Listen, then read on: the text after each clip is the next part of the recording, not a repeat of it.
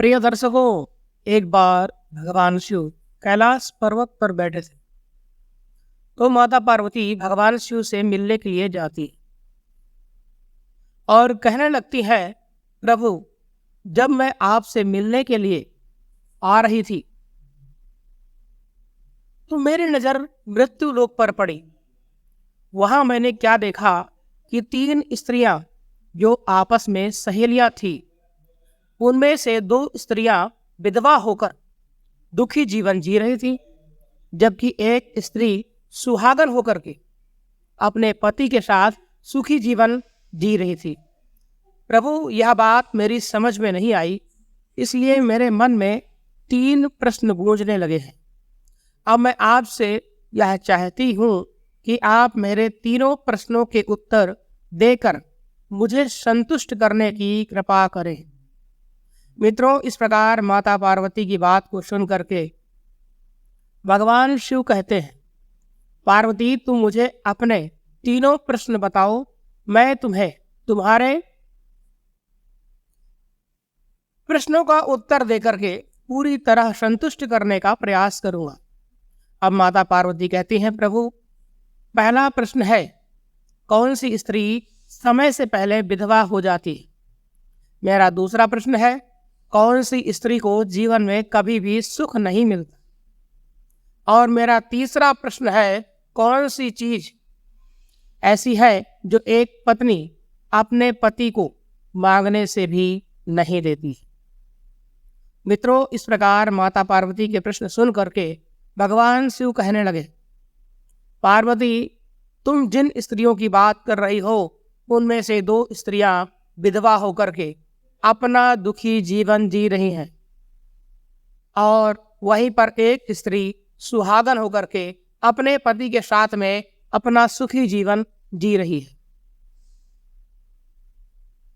तुम जानना चाहती हो आखिर ऐसा क्यों है, तो मैं तुम्हें एक छोटी सी कहानी सुनाता हूं। इस कहानी को बहुत ही ध्यान से सुनना। आधी अधूरी कहानी सुनने वालों को आधा अधूरा ही ज्ञान प्राप्त होता है, जो जीवन में कभी काम नहीं आता, क्योंकि तुम्हारे तीनों प्रश्नों के उत्तर इसी छोटी सी कहानी में समाये हुए हैं। इस कहानी को यदि तुमने ध्यान से सुना तो तुम्हें तुम्हारे तीनों प्रश्नों के उत्तर इसी कहानी में अवश्य मिलेंगे और तुम्हें संतुष्टि प्राप्त होगी। मित्रों, माता पार्वती कहती हैं, प्रभु, मैं आपकी बात से सहमत हूं। आप कहानी शुरू करो, मैं कहानी को पूरे मन से सुनूंगी और जब तक आप कहानी बोलेंगे तब तक मेरा मन किसी दूसरे स्थान पर नहीं जाएगा। तो मित्रों, कहानी शुरू करने से पहले मेरा आप सभी से हाथ जोड़ करके अनुरोध है कि आप हमारे चैनल को सब्सक्राइब अवश्य करें और कहानी के अंत तक बने रहें, क्योंकि आज की कहानी आपके लिए बहुत ही महत्वपूर्ण होने वाली है। तो आइए आज कुछ नया सीखते हैं, कुछ नया जानते हैं। भगवान शिव कहते हैं कि भगवान शिव कहते हैं माता पार्वती से, सबसे पहले मैं तुम्हें उस स्त्री की कहानी सुनाता हूँ जो सुहागन बन करके सुखी जीवन जी रही है। देखो, जिस सुहागन स्त्री की तुम बात कर रही हो, वह सुहागन स्त्री एक राजा के नौकर की पत्नी है और जिस नौकर की वह पत्नी है, उस नौकर को अपनी पत्नी पर पूर्ण विश्वास और भरोसा है कि वह पतिव्रता है, जिसकी महिमा को अपने साथियों में वह बार बार कहता रहता है। अब देखो, एक दिन की बात है, उस राजा के नौकर ने अपनी पत्नी की प्रशंसा इतनी कर दी कि धीरे धीरे फैलते हुए उस प्रशंसा की बात राजा के दरबार तक पहुंच गई। फिर तो राजा ने उस नौकर को बुलाया और कहा कि तुम हर किसी से कहते हो कि तुम्हारी पत्नी पतिव्रता है, क्या वास्तव में आपकी पत्नी पतिव्रता है? आपको पूर्ण विश्वास है? भगवान शिव कहते हैं, पार्वती, इस प्रकार राजा की बात को सुन करके नौकर कहने लगा, महाराज, मुझे पूरा विश्वास है और पूरे से भी आगे विश्वास है कि मेरी पत्नी पूरी तरह पतिव्रता है। अब उसी समय राजा का महामंत्री कहने लगता है, यदि मैं तेरी पत्नी का पतिव्रता धर्म खंडित कर दूं तो तुझे क्या सजा मिलनी चाहिए? फिर तो नौकर ने कहा, यदि तुम मेरी पत्नी का पतिव्रता धर्म खंडित कर देते हो तो महाराज मुझे फांसी लगा देना। अब उधर से वो राजा का नौकर भी मंत्री से कहता है कि महाराज, यदि मेरी पत्नी का पतिव्रता धर्म खंडित नहीं कर पाए तो इनको सजा क्या मिलनी चाहिए? ध्यान से सुनिएगा दोस्तों। तो राजा ने कहा कि मंत्री को भी फांसी की सजा दी जाएगी।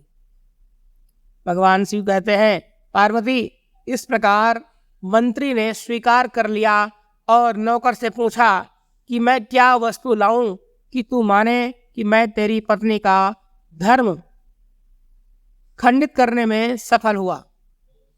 तो नौकर ने कहा, मंत्री, यदि तुम मेरे घर से जाकर के मेरे विवाह के समय पर मुझे एक पटका मिला था और एक कटार मिली थी जो दूल्हे को देते हैं, वह मेरी पत्नी ने बहुत ही संभाल कर रखी है, जो सुहाग की निशानी मानी जाती है।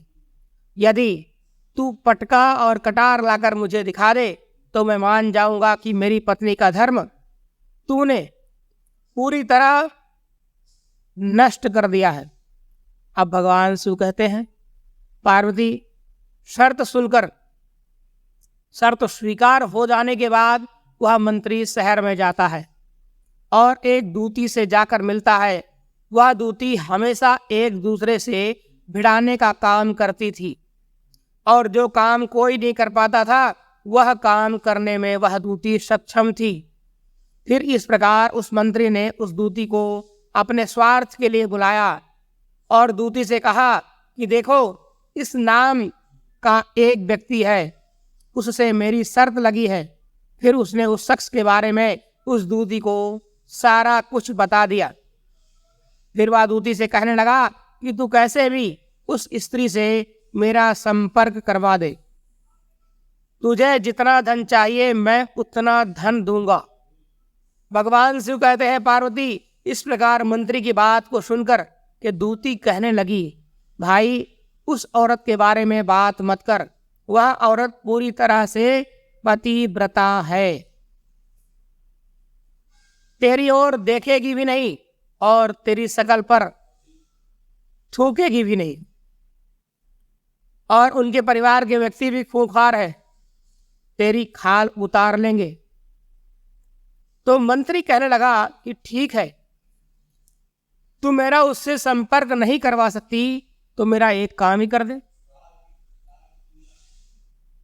उसके घर से एक पटका और कटार चुरा कर ला दे और उस स्त्री के गुप्तांग के पास में कोई चिन्ह हो तो वो चिन्ह भी मुझे देख करके बता दे, फिर मैं तुझे मुंह मांगा इनाम दूंगा।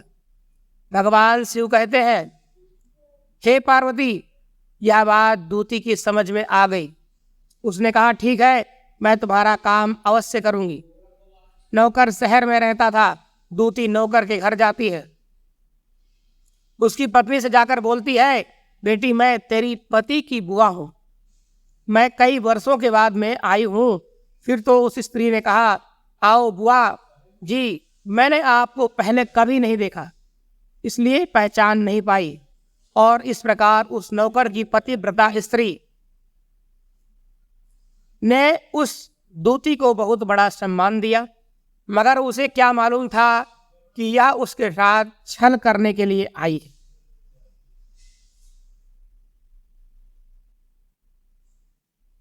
अब भगवान शिव कहते हैं, इस प्रकार वह दूती उस पतिव्रता स्त्री के साथ में 2 दिन तक रुकी।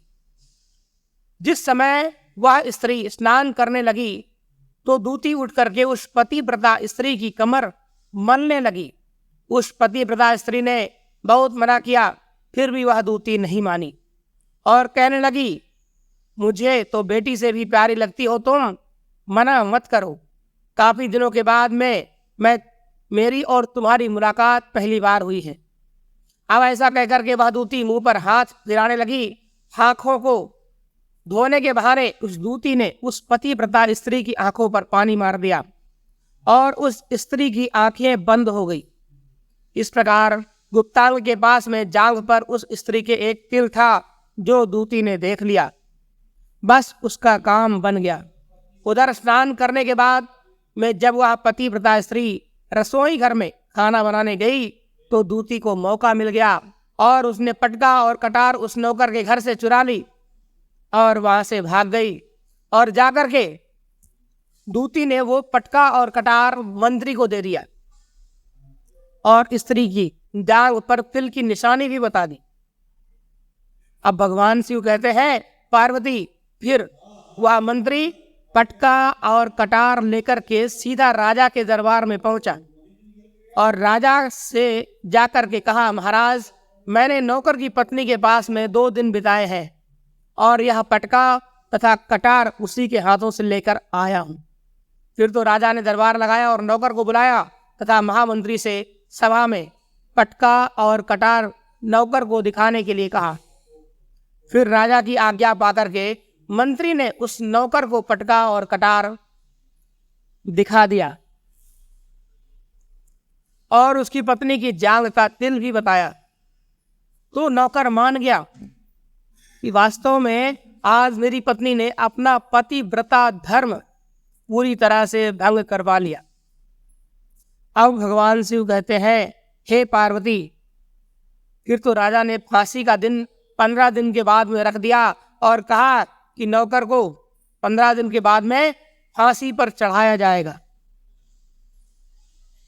और इस प्रकार से नौकर से उसकी अंतिम इच्छा पूछी तो नौकर ने कहा, मैं अपनी पत्नी से अंतिम बार मिलना चाहता हूं। भगवान शिव कहते हैं, पार्वती, इस प्रकार राजा ने उस नौकर को आज्ञा दे दी कि ठीक है, तुम अपनी पत्नी से मिल सकते हो। फिर नौकर अपने घर गया और अपनी पत्नी से कहा कि आपने मेरे साथ बहुत बड़ा विश्वासघात किया है।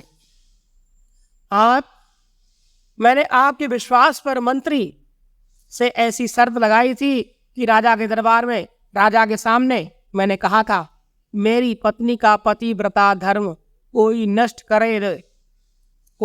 कर दे तो मुझे फांसी लगा देना। अब मुझे 15 दिन के बाद में फांसी लगा दी जाएगी। मेरे साथ विश्वासघात करके तुमने ठीक नहीं किया। भगवान शिव कहते हैं, पार्वती, उस पतिव्रता स्त्री ने अपने नौकर पति को सारी बात बताई मगर उसे विश्वास नहीं हुआ और पुनः वो राजा के दरबार में पहुंच गया। फिर नौकर वापस जाकर के जब पहुंचा तो राजा के दरबार में उस नौकर को कैद में डाल दिया गया। नौकर की पतिव्रता धर्मपत्नी ने परमात्मा को याद किया और राजा के दरबार में गई और राजा से नाच दिखाने की आज्ञा मांगी।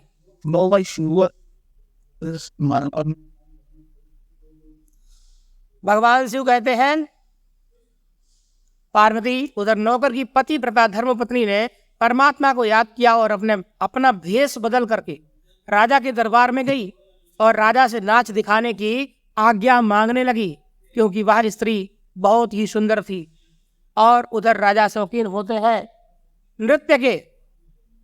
इसलिए राजा ने आज्ञा दे दी कि सभी मंत्री शंत्री आदि उपस्थित होकर के इस सुंदरी का नाच करवाने की पूरी व्यवस्था करें।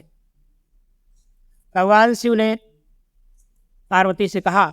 महामंत्री राजा आदि दरबार में उपस्थित हुए और फिर उस नौकर की धर्मपत्नी पतिव्रता स्त्री ने जब नाचना शुरू किया तो राजा को उस स्त्री का नाच बहुत ही सुंदर लगा और फिर राजा ने कहा, तुम मुझसे क्या मांगना चाहती हो?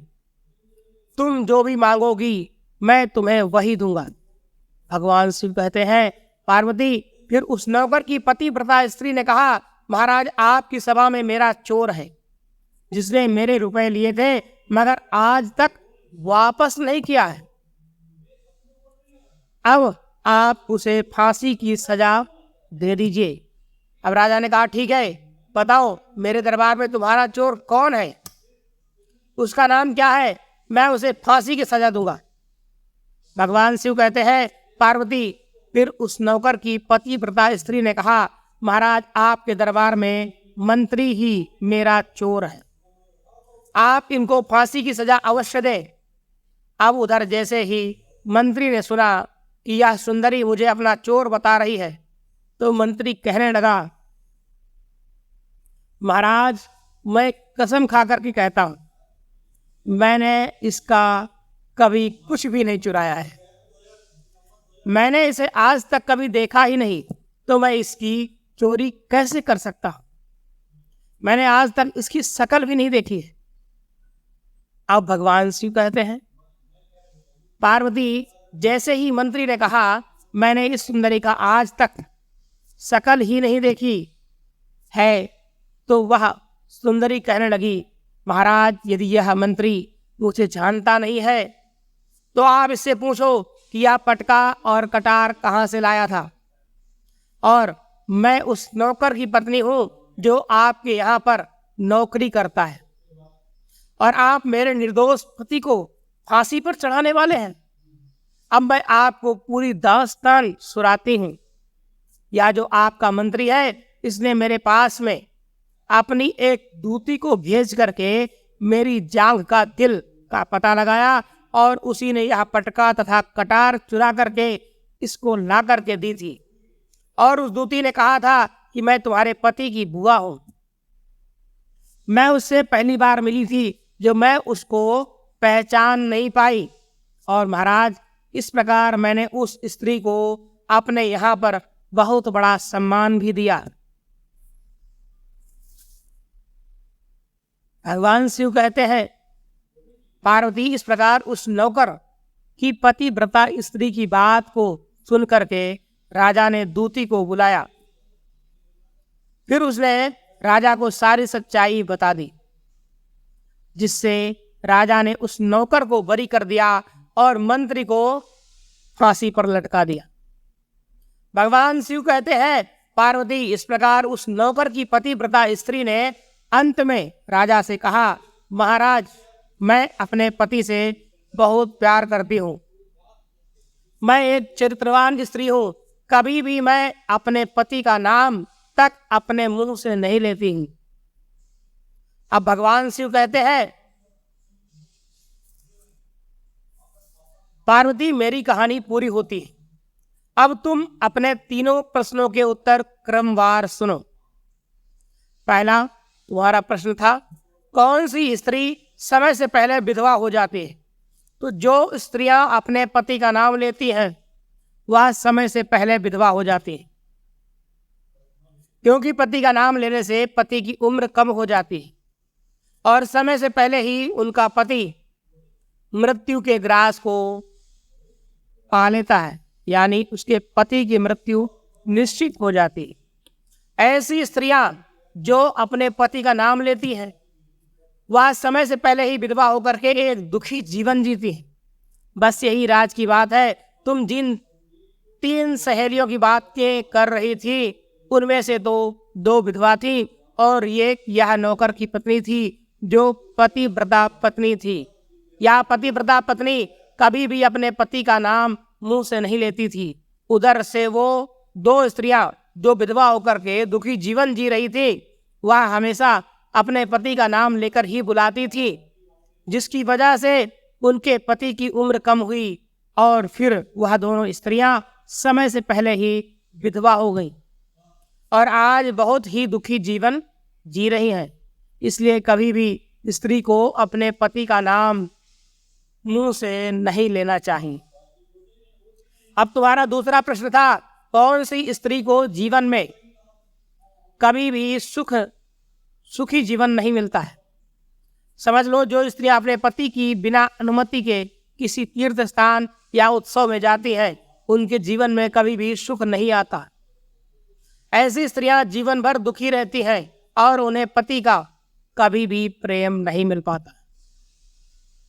अब भगवान शिव कहते हैं, पार्वती, तुम्हारा तीसरा प्रश्न था कि ऐसी कौन सी चीज है जो एक पत्नी अपने पति को मांगने से भी नहीं देती? तो समझ लो, वह चीज है गाली। एक चरित्रवान स्त्री कभी भी अपने पति को गाली नहीं दे सकती, और जो स्त्री गाली देती है, वह स्त्री कभी भी चरित्रवान नहीं होती। और ऐसे में वह कभी भी सुखी नहीं रहती और समय से पहले ही ऐसी स्त्री विधवा हो जाती है। दोस्तों,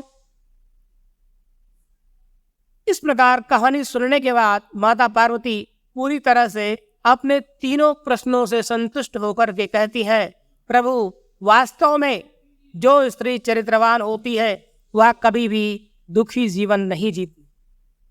ऐसे घर में लक्ष्मी का सदा वास होता है और वह घर धन धान्य से हमेशा भरपूर बना रहता है। ऐसी स्त्रियां हमेशा घर को स्वर्ग बना देती हैं। दोस्तों, यह थी हमारी आज की प्रस्तुति। कैसी लगी कमेंट करके ज़रूर बताइएगा। कहानी पसंद आई हो तो प्लीज़ आप हमारे चैनल को सब्सक्राइब अवश्य करें और भगवान शिव माता पार्वती के लिए एक लाइक करना तो बिल्कुल भी ना भूलें। तो आज के लिए सिर्फ इतना ही। कल फिर मिलते हैं एक नई जानकारी के साथ। तब तक के लिए धन्यवाद। हर हर महादेव, श्री शिवाय, नमस्तुभ्यम। महादेव आप सभी का कल्याण।